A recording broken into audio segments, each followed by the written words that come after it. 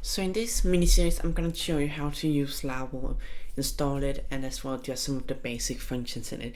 This is gonna be a mini series, which means we're gonna have 3 or 4 videos in total that will focus around some of the most important functions of Laravel.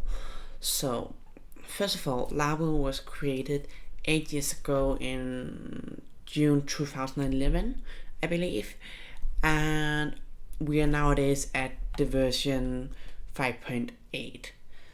So to install Laravel, you first of all need to install Composer. If you haven't done that already, it's pretty simple. So you can go inside the download page here, open up your terminal, and then inside your terminal you can basically go in and run all of these functions here. Now I'm gonna stick with the terminal that's in Visual Studio Code, but that's one of the ways you can actually just go in and put this in. So that's all for Composer.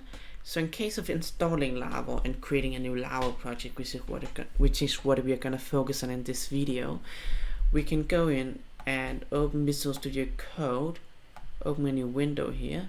You can just close down the old one here, and then inside the new window we want to add folder to workspace. And in my case, I'm just gonna go inside documents here and say introduction to Laravel and add this one here.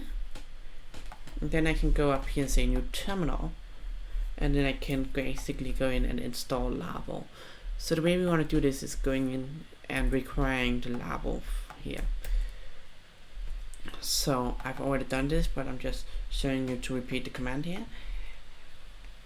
And then when this command is running, I'll just come back in a few minutes. Alright, so now that we have Laravel installed, we can do a couple of things to create a new project. We can say Laravel new, which will create a new project inside this folder here. Or we can say Laravel new, and for example call this block. We're not going to create a block, but it's just a name example here. And then it will basically go in and create a folder here called block. Again, you could just remove the name block and it would create every file in here instead, and that's totally up to you. Then it will want all of these different things where we install the different dependencies you need to run Laravel. All of this is not really relevant for this tutorial, so we're not really gonna focus on that, and it's only people that would be doing really advanced stuff that would remove a dependency in here. Installing a dependency is a different story, but at least removing the dependency is really advanced stuff, and you would need to know exactly what you're doing, and it is not recommended. So I would recommend to leave this alone.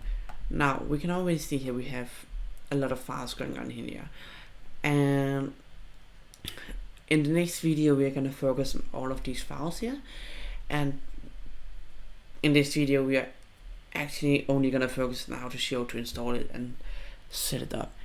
So waiting for this one to finish here, and then I will see you in the next video. So what you can see now is the full project folders here, and in the next video we're going to go through the different kind of folders and what you can use these for. See you in the next video. Be sure to hit this like button and click the subscribe button if you like the videos, and also join my Discord channel where you can basically go in, chat with me personally, go in and chat with other programmers, and be sure to check that out. There'll be a link in the description. I promise you it will be really awesome if you join. See you in the next video.